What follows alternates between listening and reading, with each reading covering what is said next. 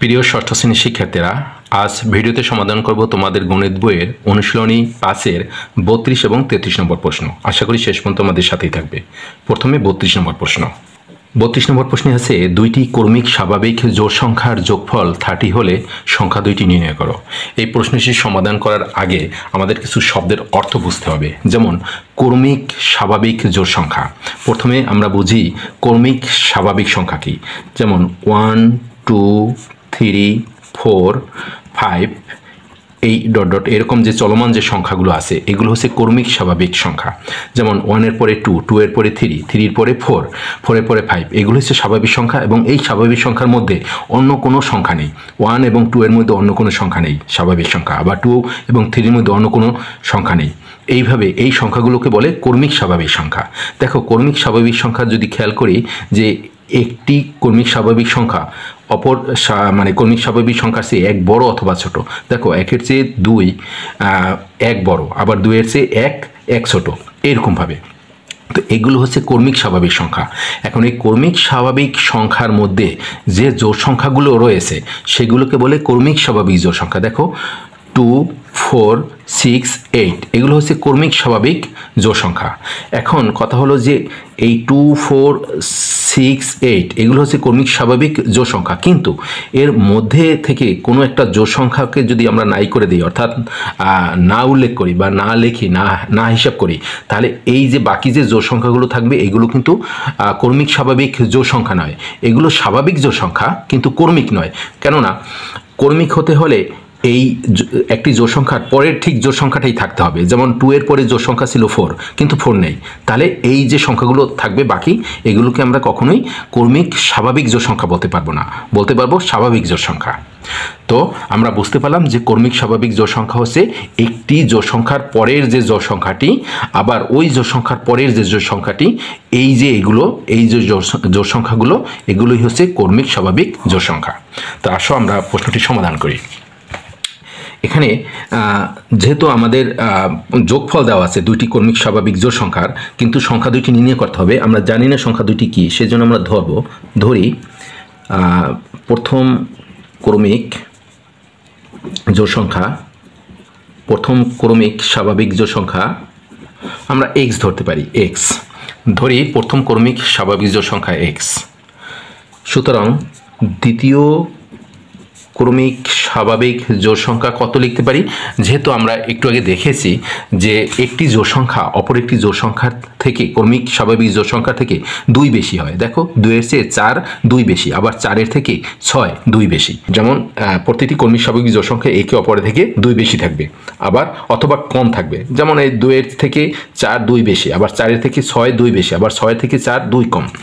এখন আমরা যদি পরের জোড় সংখ্যাটি পেতে চাই তাহলে আমরা হয় যোগ করব নয় বিয়োগ করব। দেখো, এখানে x-এর সাথে যদি 2 যোগ করি তাহলে আমরা দ্বিতীয় কর্মিক স্বাভাবিক জোড় সংখ্যা পেতে পারি, কারণ একটি জোড় সংখ্যা থেকে অপর জোড় সংখ্যাটি 2 বেশি।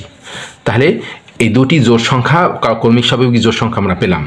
আর প্রশ্নে দেওয়া আছে দুটি কর্মিক স্বাভাবিক জোড় সংখ্যার যোগফল হচ্ছে 30। তাহলে শর্তমতে বা প্রশ্নমতে আমরা লিখতে পারি যে এইখানে যে দুটি জোড় সংখ্যা কর্মিক স্বাভাবিক জোড় সংখ্যা পেয়েছি, x প্লাস 2, এই যে দুটি কর্মিক স্বাভাবিক জোড় সংখ্যা এদের যোগফল হচ্ছে 30। এখন আমরা এখান থেকে x এর মান বের করব, তাহলে একটি কর্মিক স্বাভাবিক জোড় সংখ্যা পাবো, তারপর সেই x এর সাথে 2 যোগ করলে দ্বিতীয় কর্মিক স্বাভাবিক জোড় সংখ্যা পাবো। তাহলে এটি একটি সমীকরণ। তাহলে আমরা এখানে দেখো x এবং x যোগ করব, 2x হবে, 2x প্লাস এই হচ্ছে 2 ইকুয়াল 30।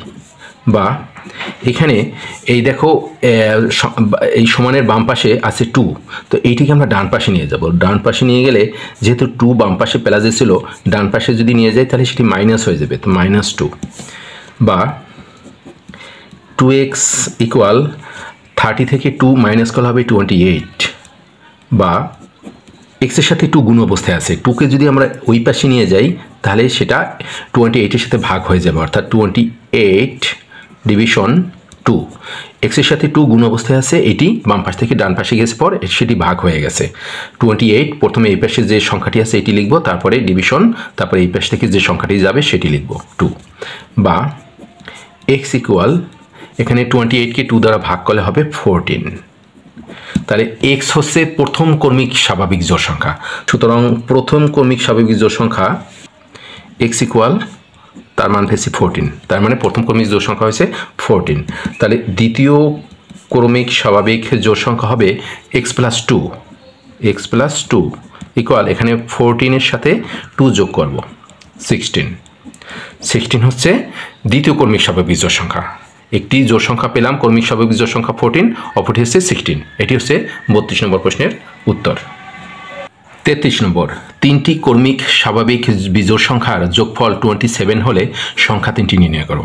এর আগে যে প্রশ্নটি আমরা করেছি 32 নম্বর, সেভাবে আমরা সমাধান করব। দেখো, এই যে তিনটি কর্মিক স্বাভাবিক বিজোড় সংখ্যা, এই কর্মিক স্বাভাবিক বিজোড় সংখ্যাগুলো কিন্তু একে অপরের থেকে 2 বেশি বা 2 কম। দেখো, 1-এর থেকে 3 2 বেশি, আবার 3 থেকে 5 2 বেশি, 5-এর থেকে 7 2 বেশি, আবার 7-এর থেকে 5 2 কম, আবার 5-এর থেকে 3 2 কম, আবার 3 থেকে 1 2 কম।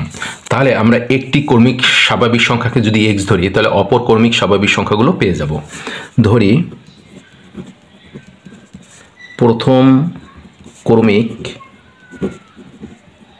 স্বাভাবিক বিজোড় সংখ্যা, প্রথম কর্মিক স্বাভাবিক বিজোড় সংখ্যা x ধরি। সুতরাং দ্বিতীয় কর্মিক স্বাভাবিক বিজোড় সংখ্যা হবে, একটু আগে দেখেছি যে একটি কর্মিক স্বাভাবিক বিজোড় সংখ্যা থেকে অপর কর্মিক স্বাভাবিক বিজোড় সংখ্যা হয় 2 বেশি বা 2 কম। তাহলে আমরা 2 বেশি দেই, তাহলে x প্লাস 2, প্রথমটি হচ্ছে x, তারপরেটি হচ্ছে x প্লাস 2। তাহলে সুতরাং তৃতীয় কর্মিক স্বাভাবিক বিজোড় সংখ্যা, এই যে দ্বিতীয় কর্মিক বিজোড় সংখ্যা তার থেকেও 2 বেশি, অর্থাৎ x প্লাস 2 প্লাস 2। তো এখানে আমরা লিখতে পারি x প্লাস 4। আর তোমরা যদি বুঝো তাহলে এখানে তৃতীয় কর্মিক স্বাভাবিক বিজোড় সংখ্যা সরাসরি লিখতে পারো x প্লাস 4, কারণ প্রথম কর্মিক স্বাভাবিক সংখ্যার থেকে তৃতীয় কর্মিক স্বাভাবিক সংখ্যাটি 4 বেশি বা 4 কম।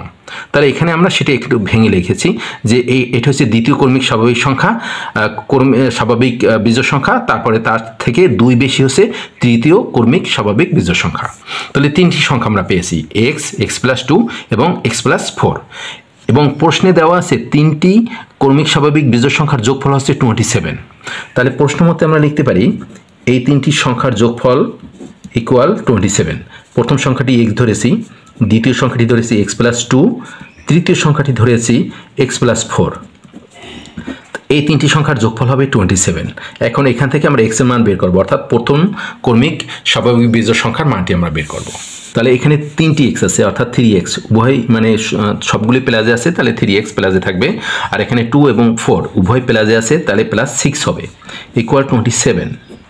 এবারে 6কে আমরা বাম পাশ থেকে ডান পাশে পাঠাবো, তাহলে 6 আছে প্লাসে, ওপাশে গিয়ে মাইনাস হয়ে যাবে 27, এই প্লাস 6 এই পাশে গিয়ে মাইনাস হয়ে যাবে -6, বা 3x ইকুয়াল 27 থেকে যদি 6 বিয়োগ করি তাহলে হবে 21 থাকবে প্লাসে, বা x এর সাথে এখানে 3 গুণ অবস্থায় আছে, 3 এই পাশে গিয়ে ভাগ হয়ে যাবে, তাহলে 21 লিখব প্রথমে, তারপর ডিভিশন 3, বা x ইকুয়াল 21কে যদি 3 দ্বারা ভাগ করি তাহলে হবে 7।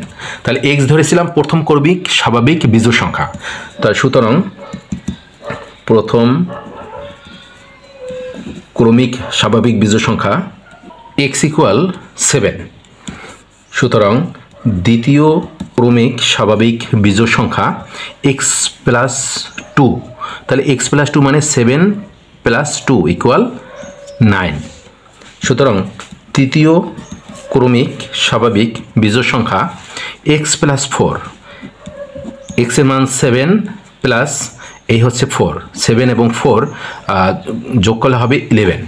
তাহলে প্রথম কর্মিক স্বাভাবিক বিজোড় সংখ্যা 7, দ্বিতীয় কর্মিক স্বাভাবিক বিজোড় সংখ্যা 9 এবং তৃতীয় সংখ্যাটি হচ্ছে 11। এটা হচ্ছে 33 নম্বর প্রশ্নের উত্তর। প্রিয় শিক্ষার্থীরা, আজকের ক্লাস এ পর্যন্তই। আশা করি তোমাদের ক্লাসটি ভালো লেগেছে। যদি ভালো লাগে তাহলে অবশ্যই ভিডিওতে একটি লাইক, কমেন্ট এবং শেয়ার করবে। আর যারা এখন আমাদের চ্যানেলটি সাবস্ক্রাইব করেনি তারা সাবস্ক্রাইব করবে। ভালো থাকবে সবাই। ধন্যবাদ সবাইকে।